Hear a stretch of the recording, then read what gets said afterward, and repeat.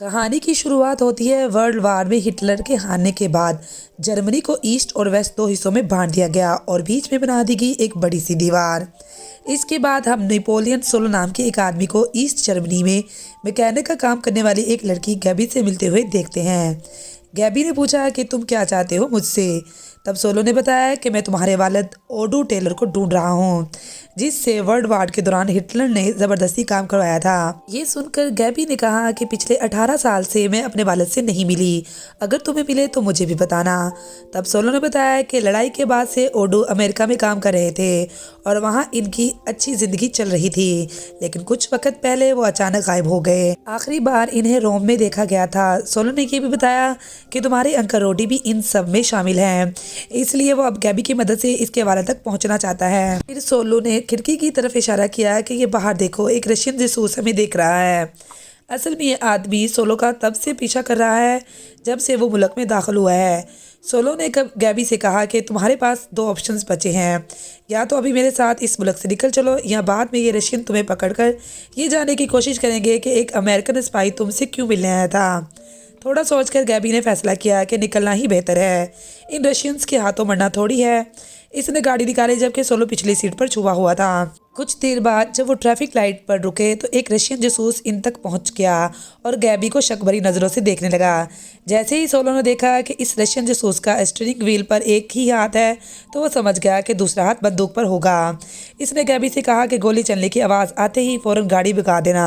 Solo ने जल्दी से ऊपर होकर रशियन जासूस पर दो गोलियां चलाई, लेकिन वो रशियन जासूस भी तेज़ था, बच गया। गैबी ने बहुत तेज़ गाड़ी दौड़ाई, लेकिन वो रशियन स्पाई बेहतरीन था, इनका पीछा करता ही रहा। फिर आगे चलकर एक कंस्ट्रक्शन साइट का फ़ायदा उठाकर गैबी चंद सेकंड के लिए इसे चकमा देने में कामयाब हो गई। असल में गैबी ने दूसरी सड़क पर जाकर अपनी गाड़ी पार्किंग में लगा दी, जबकि वो रशियन जासूस सीधा निकल गया। सोलो जानता था कि वो वापस ज़रूर आएगा, इसीलिए इसने गाड़ी से उतरने से पहले ही गैबी को पूरा प्लान समझा दिया। इधर वो रशियन जासूस बंदूक पकड़े अपनी गाड़ी पीछे कर रहा था, जबकि गैबी चुपचाप फुटपाथ पर छुप गई। लेकिन इसका साया इस जासूस को नजर आ गया और वो फिर इसके पीछे लग गया। तभी सोलो पीछे से निकला और ड्राइवर पर दो गोलियां चला दी, जिससे गाड़ी कंट्रोल से बाहर होकर आगे टकरा गई। इससे सोलो को एक लम्हे के लिए लगा कि इसने इसे मार दिया है। गैबी ने फौरन गाड़ी मोड़कर सोलो को अपने साथ बिठा लिया, लेकिन वो रशियन जासूस अपनी सीट नीचे करके बच गया था। गाड़ी टकराने की वजह से अब इसे पैदल ही इनका पीछा करना पड़ा। वो पूरी जान लगाकर गाड़ी रोकने की कोशिश कर रहा था। गैबी ने सोलो से कहा भी कि इसे गोली मार दो, लेकिन सोलो ने कहा कि मेरा दिल नहीं चाहता, मैं देखना चाहता हूँ ये आदमी क्या करेगा। इस रशियन जासूस ने गाड़ी का पिछला हिस्सा ही उखाड़ दिया, मगर वो लोग बचकर निकल गए। फिर सोलो ने गैबी से कहा कि वो पतली सी गली है ना, इसमें गाड़ी दौड़ा दो। गैबी ने कहा ये बहुत ही पतली लग रही है, लेकिन वो सोलो की बात मानती रही और गाड़ी बीच हवा में फंस गई। सोलो ने कहा ऐसे क्या देख रही हो, बिल्कुल सही जगह आए हैं। अब गाड़ी की खिड़की से वो सीधा बिल्डिंग की खिड़की में घुस गए और वो अंदर जाकर जल्दी से छत की तरफ भागे।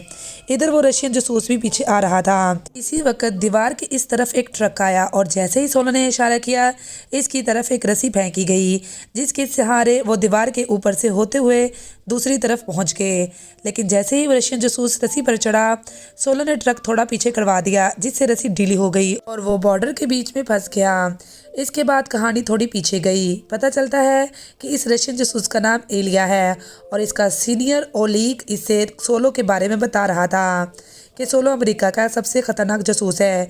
रशियंस कई बार इसे पकड़ने की कोशिश कर चुके हैं, मगर वो हर बार बच निकलता है। अगले दिन सुबह पब्लिक वाशरूम में सोलो अपनी सीनियर्स सैंडर्स से मिला, जो इसे नई असाइनमेंट्स के बारे में बता रहा था। तभी अचानक इलिया पीछे से आया और सोलो को चुका दिया। दोनों के दरमियान फ़ौरन लड़ाई शुरू हो गई, मगर सैंडर्स बिल्कुल हैरान नहीं हुआ। सोलो तकरीबन बेहोश होने वाला था, मगर ओलीग आ गया और एलिया को रोक दिया। फिर कुछ देर बाद ये चारों एक रेस्टोरेंट में मिले। सैंडर ने इन्हें बताया कि गैबी का अंकल रोडी कुछ नाजियों के साथ मिला हुआ है और इन्हें शक है कि कहीं वो गैबी के वालिद से न्यूक्लियर हथियार तो नहीं बनवा रहे। जिस कंपनी के लिए वो काम करता है, इसका मालिक अलेक्जेंडर है, जो एक दिल फेंक अमीर आदमी है, लेकिन इसकी बीवी विक्टोरिया बहुत समझदार है और असल खेल वही चला रही है।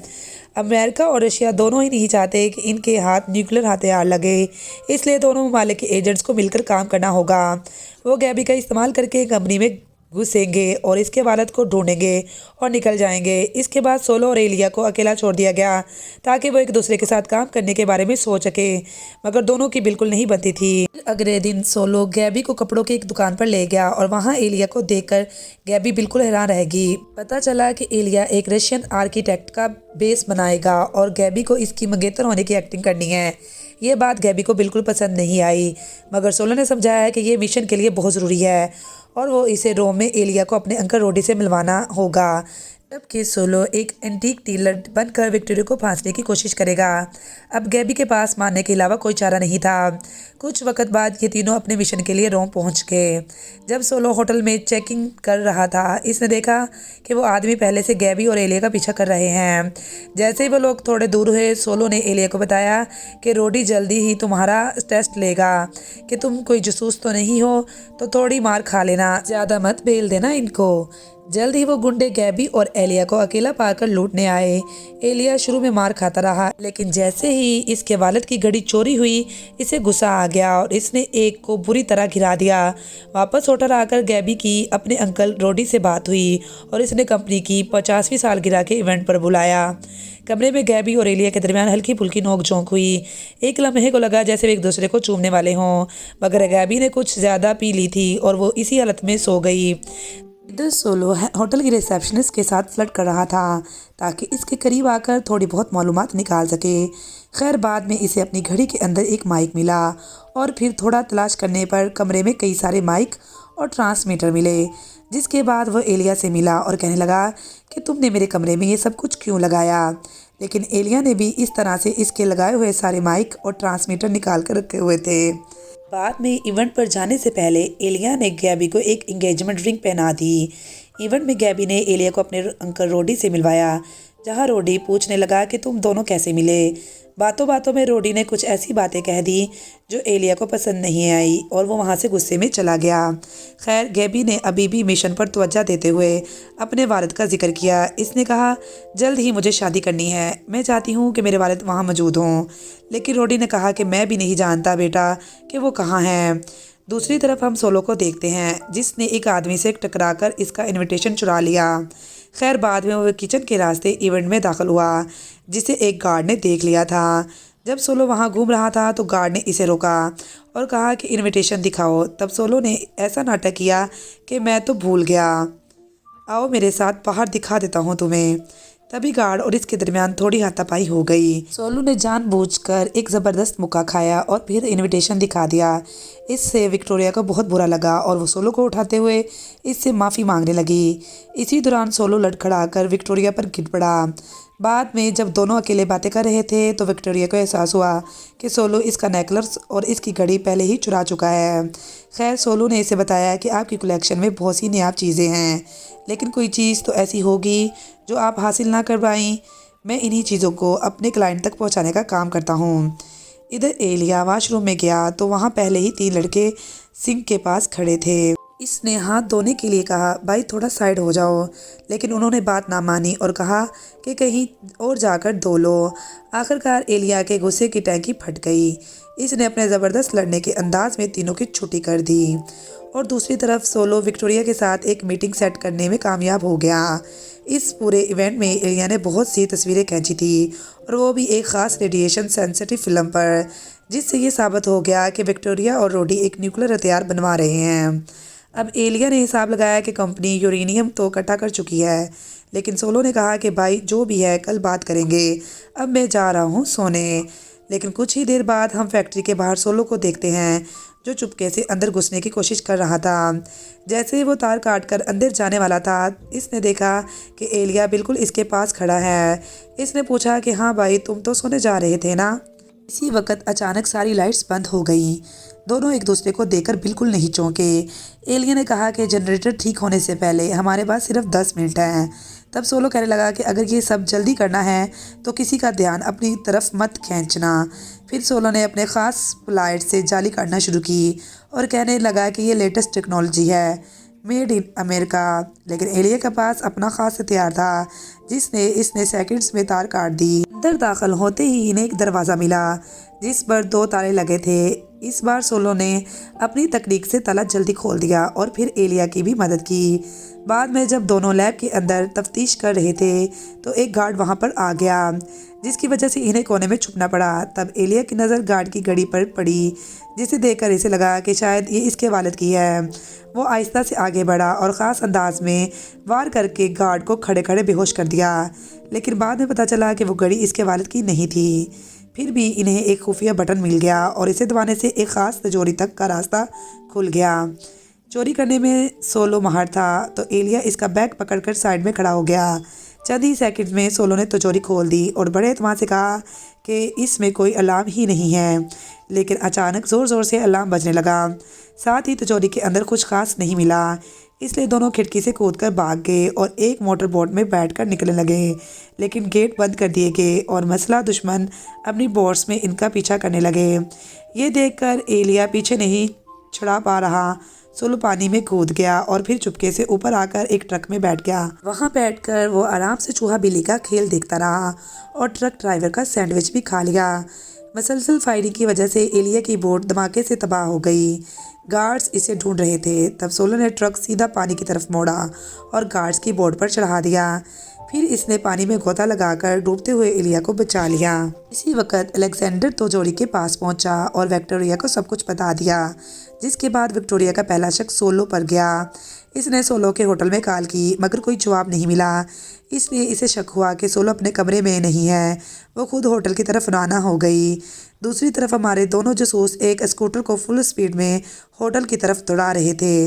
इधर गैबी को इसके अंकल रोडी का फ़ोन आया जो इसके मंगेतर एलिया से अपने बुरे बर्ताव पर माफ़ी मांगना चाहता था, मगर गैबी ने झूठ बोल दिया कि एलिया सो रहा है, आप सुबह बात कर लीजिएगा। अब रोडी ने गैबी को अगले दिन अकेले लंच पर बुलाया, ये कहकर कि इसे कुछ ज़रूरी बात करनी है। फ़ोन करते ही गैबी ने किसी को कॉल करके बताया कि मीटिंग कन्फर्म हो चुकी है। जब विक्टोरिया होटल पहुंची तब सोलो और एलिया भी पिछले रास्ते से होटल आ गए। विक्टोरिया जब रिसेप्शन से सोलो के कमरे की चाबी ले रही थी, इससे पहले ही दोनों अपने अपने कमरों में दाखिल हो चुके थे। कुछ ही देर में विक्टोरिया ने सोलो के कमरे का दरवाज़ा खोला, मगर इसे सोलो बाथरूम से निकलता हुआ मिला। इसने खामोशी से अपने बॉडीगार्ड को जाने का इशारा किया और दरवाज़ा बंद कर दिया। नीचे एलिया को फिक्र हो रही थी कि सोलो ठीक है या नहीं। इसने एक डिवाइस निकालकर सोलो के कमरे में लगे ट्रांसमीटर से इनकी बातें सुननी शुरू की। कुछ ऐसी आवाज़ें आई कि एलिया ने सुनना बंद कर दिया। इसे लगा सोलो सब संभालेगा। अगले दिन गैबी जब रोडी के साथ लंच पर जाने लगी तो एलिया ने इसकी ड्रेस के नीचे एक ट्रैकर छुपा दिया। इसने देखा कि गैबी घबराई हुई है तो इसे हौसला दिया कि सब ठीक हो जाएगा। बाद में रोडी गैबी को एक प्राइवेट जगह ले गया। एलिया दूर से सब कुछ सुन रहा था। वहाँ गैबी को अलेक्जेंडर के पास ले जाया गया, मगर अलेक्जेंडर से मिलते ही गैबी ने सबको हैरान कर दिया। इसने सोलो और एलिया को धोखा देते हुए पूरा प्लान बता दिया कि वो इसके वालिद और इसकी रिसर्च तक पहुंचना चाहते थे। इसने अपनी रान पर लगा ट्रैकर भी दिखा दिया और कहा कि मेरा मंगेतर बना हुआ है रशियन जासूस आसपास ही होगा। ये सुनकर एलिया सख्ते में आ गया और फ़ौरन वहाँ से निकल गया। इसी वक्त सोलो विक्टोरिया के ऑफिस में था। विक्टोरिया ने कहा कि मैं 5 मिनट में आती हूँ, तब तक तुम अपने लिए ड्रिंक बना लो। कुछ देर बाद सोलो को अंदाज़ा हो गया कि इसकी ड्रिंक में कुछ मिलाया गया है। वो खुद ही सोफे पर लेट गया ताकि बेहोश हो तो गिरे तो नहीं। होश आया तो वो कुर्सी से बंधा हुआ था। विक्टोरिया ने बताया कि मैं चाहती थी तुम्हें आस्ता आस्ता मारूं, मगर अभी मसरूफ़ हूँ, इसलिए तुम्हें रोडी के हवाले कर रही हूँ। रोडी आया और अपने दर्द भरे बचपन की कहानी सुनाने लगा। कहता है मेरी शक्ल अच्छी नहीं थी, कद भी छोटा था, तुम जैसे खूबसूरत लड़के मेरा मजाक उड़ाते थे। आस्ता आस्ता वो दर्द मुझे ऐसा साइको बना गया जिसे लोगों को टॉर्चर करके मज़ा आता है। मैं हिटलर के साथ था, न जाने कितने कैदियों से टॉर्चर करके मालूमात निकाली। इसने जिन लोगों को मारा था इनकी तस्वीरें अपनी स्क्रैप बुक में लगा रखी थीं। फिर इसने खाली सफ़ा निकाला और कहा तैयार हो जाओ, यहाँ तुम्हारी तस्वीर लगाऊंगा। इसने सोलो को इलेक्ट्रिक शॉक देना शुरू किया और इसे तड़पता देकर खुश होने लगा। खुशकिस्मती से ऐन वक्त पर एलिया ट्रैकर के जरिए वहाँ पहुँच गया। सोलो समझता था कि इसने सब ट्रैकर निकाल दिए हैं, मगर एलिया ने एक इसके जूते में छुपा दिया था। अब बाजी पलट चुकी थी। रोडी घबरा गया। इसने सब बता दिया कि न्यूक्लियर हथियार तैयार है और कल विक्टोरिया के प्राइवेट आइलैंड पर पहुंच जाएगा। दोनों ने रोडी को मशीन से बांध दिया। बात कर रहे थे कि मारें या छोड़ दें, मगर रोडी ने खुद को छुड़ाने की कोशिश में मशीन चला दी और खुद ही मर गया। दूसरी तरफ गैबी आखिरकार 18 साल बाद अपनी वालिद से मिली और एलिया और सोलो एयरपोर्ट की तरफ निकले। वहां बताया गया कि एक ब्रिटिश नेवल कमांडर वेवरली के साथ अगला मिशन करना है। सोलो को ऑर्डर मिला कि साइंसदान ओडू और इसकी रिसर्च डिस्क हासिल करो, ज़रूरत पड़े तो एलिया को भी मार दो। इधर एलिया को भी यही हुक्म मिला कि सोलो को ख़त्म कर दो अगर ज़रूरत हो। फिर वेवरली ने इंकशाफ किया कि गैबी पूरे मिशन में इसके लिए ही काम कर रही थी। ये तो बस गैबी के उसके वालिद तक पहुंचने का मौका ढूंढ रहे थे और गैबी ने सोलो और एलिया को धोखा भी इसी के कहने पर दिया था ताकि जल्द से जल्द दुश्मन का भरोसा जीतकर ओडो को ट्रेस किया जा सके। उन्होंने पूरी मालूमात सोच समझ कर ही दी थी ताकि एलिया के पास भागने का वक्त बच जाए, क्योंकि वो जानते थे कि जो इंगेजमेंट रिंग उसने गैबी को दी थी उसकी मदद से वो सारी बातें सुन रहा होगा। अब ब्रिटिश नेवी जजीरे पर कब्जा करने वाली थी, जबकि सोलो और एलिया का मिशन था उस न्यूक्लियर हथियार पर कब्जा करना और साथ ही ओडो और गैबी को रिहा करवाना। उधर जजीरे पर ओडो ने अपने काम में गैबी की मदद मांगी, जिसके लिए विक्टोरिया ने फौरन हाँ कर दी। वहाँ लैब के अंदर एक नहीं बल्कि 2 हथियार थे, एक नॉर्मल मिसाइल और एक न्यूक्लियर। साइंसदान ने इन्हें बताया कि ये दोनों आपस में जुड़े हुए हैं ताकि हमले के वक्त कोई समझ ना पाए कि कौन सा उड़ाना है। तभी गैबी ने जानबूझकर एक प्लेट गिरा दी, जिससे साइंसदान का ध्यान भट गया और ओडू को मिसाइल का एक हिस्सा बदलने का मौका मिल गया। लेकिन तभी विक्टोरिया लैब में आ गई और उसने ओडू से कहा, ज़्यादा चालाकी मत करो, अगर अपनी बेटी जिंदा चाहिए ना तो सब सही बना दो और सबसे पहले जो पार्ट बदला है ना वो वापस लगा दो। इतना कहकर वो गैबी को अपने साथ ले गई। कुछ ही देर में ओडो ने अपना सारा काम पूरा कर दिया और विक्टोरिया ने उसे अपनी कंप्यूटर डिस्क और बैकअप देने पर भी मजबूर कर दिया ताकि उस डिस्क की मदद से वो जितने चाहे इतने न्यूक्लियर हथियार बना सके। अब इन्हें ओडो की ज़रूरत नहीं रही थी, इसलिए उन्होंने ओडो को वहीं पे मार दिया। सुबह होने से पहले ही नेवी के जवान सोलो और एलिया के साथ जजीरे पर उतर चुके थे और उन्होंने तेज़ी से हमला कर दिया। दोनों जल्दी से लैब तक पहुंच गए, लेकिन वहां सिर्फ ओडो की लाश पड़ी थी। तब इन्हें पता चला कि न्यूक्लियर हथियार पहले ही ट्रांसफ़र किया जा चुका है। एलिया बम को ढूंढने के लिए अलग हो गया, जबकि सोलो ने एक गार्ड के पास एलिया के वालिद की घड़ी देखी। इसके बाद जब सोलो कंट्रोल रूम में दाखिल हुआ तो इसने देखा कि अलेक्जेंडर न्यूक्लियर हथियार और गैबी के साथ भाग रहा है। सोलो ने फ़ौरन एक ऑफ रोड गाड़ी में इनका पीछा करना शुरू कर दिया, जबकि एलिया भी बाइक पर इनके पीछे था। दोनों ने शॉर्टकट लेकर इन्हें पकड़ भी लिया, लेकिन अलेक्जेंडर ने बाइक को टक्कर मार दी, जिससे एलिया का बैलेंस बिगड़ गया और वह दूर जा गिरा। तब सोलो ने अलेक्जेंडर की गाड़ी को ज़ोर से टक्कर मारकर उलट दिया। इसके बाद अलेक्जेंडर और सोलो के दरमियान लड़ाई शुरू हो गई, लेकिन ये ज़्यादा देर तक नहीं चली क्योंकि एलिया ने मौका मिलते ही इसे मार दिया। इस दौरान एलिया को ये मालूम नहीं हुआ कि सोलो लड़ते लड़ते पहले ही डिस्क चला चुका था। बाद में जब फौजियों ने वार हेड को चेक किया तो पता चला कि ये तो एक नॉर्मल मिसाइल है और सबको बेवकूफ़ बना दिया गया था। फिर मालूम हुआ कि आज सुबह ही इस जजीरे से 100 से ज़्यादा मछली गिरोह की कश्तियाँ निकली हैं और न्यूक्लियर हथियार इनमें से किसी एक में हो सकता है। तभी सोलो को विक्टोरिया के ऑफिस में देखा हुआ एक जाना पहचाना नाम याद आया। ये विक्टोरिया के वालिद की कश्ती का नाम था। जब उन्होंने लिस्ट चेक की तो वही कश्ती मिल गई। इसके बाद उन्होंने फ़ौरन इस कश्ती के रेडियो से रब्ता किया। कप्तान कहने लगा, मुझे इस बारे में कुछ नहीं मालूम, यहाँ कोई विक्टोरिया नहीं है। तब सोलो ने विक्टोरिया को उकसाने के लिए मजाक में कहा, हमने तेरे शोहर को मार दिया, इतना नालायक था, 20 सेकंड भी मुझसे नहीं लड़ पाया। ये सुनकर विक्टोरिया रेडियो पर आ गई और धमकी दी, मैं 1 साल के अंदर तेरे पूरे ख़ानदान को मार दूंगी। दरअसल ये सोलो की एक चाल थी। वो विक्टोरिया को बातों में उलझाए रखना चाहता था ताकि नेवी को सिग्नल ट्रेस करने का मौका मिल जाए। फिर अचानक सोलो ने कहा, दीदी तुम मेरे ख़ानदान को नहीं मार पाओगी क्योंकि चंद सेकंड में तुम्हारी खुद की गेम ख़त्म होने वाली है। कश्ती की तरफ आती हुई मिसाइल को देखकर क्रू मेंबर्स समुद्र में कूदने लगे। जैसे ही विक्टोरिया ने आसमान की तरफ देखा, मिसाइल ने पूरी बोट को तबाह कर दिया। न्यूक्लियर हथियार अभी एक्टिवेट नहीं हुआ था, इसलिए इसके फटने का भी कोई ख़तरा नहीं था। अगली सुबह होटल में गैबी ने एलिया से माफ़ी मांगी कि मैंने तुम्हें अपना प्लान नहीं बताया। एलिया ने कहा, मैं समझ सकता हूँ। गैबी ने इसकी दी हुई अंगूठी वापस करनी चाहिए, लेकिन एलिया ने दोबारा इसे पहना दी और कहा, इसे यादगार के तौर पर रख लो। जैसे ही वो एक दूसरे को चूमने वाले थे, एक फ़ोन कॉल आ गई। एलिया को बताया गया कि डिस्क सोलो के पास है, इसे हासिल करो और अमरीकी जासूस को मार दो। एलिया ये बिल्कुल नहीं चाहता था क्योंकि सोलो ने इसकी जान बचाई थी और अब वो इसे एक दोस्त मानने लगा था।